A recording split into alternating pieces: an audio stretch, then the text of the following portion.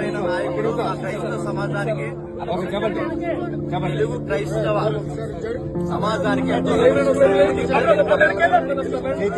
ఆయన విషయంలో మాకు అనుమానం ఉంది. ఆయన మాట్లాడుతున్న ఎందుకు అనుమానం అంటే రికార్డెడ్ గా యూట్యూబ్ లో ఆయన నాలుగు పోషిస్తానని, ఆయన కళ్ళు పీకేస్తానని ఎవరైతే మాట్లాడిన వీడియోలు ఇప్పటికీ యూట్యూబ్ లో వీడియోలు ఉన్నాయి.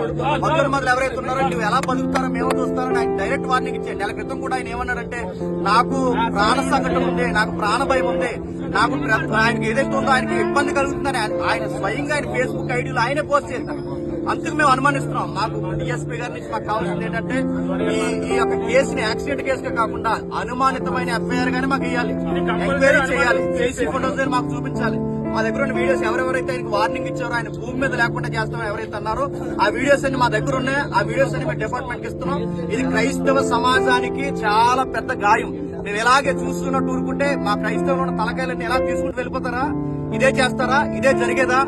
అంటే మేము మాట్లాడక మాకు భావప్రకటన లేదా? మా సబ్జెక్ట్ మేము మాట్లాడడానికి ఇంత వార్నింగ్లు ఇచ్చి ఈరోజు మనుషులు లేకుండా చేస్తారా? ఇది మాకు అనుమానం. మా అనుమానాలు తీరాలి. దీనికి డిపార్ట్మెంటే న్యాయం చేయాలి.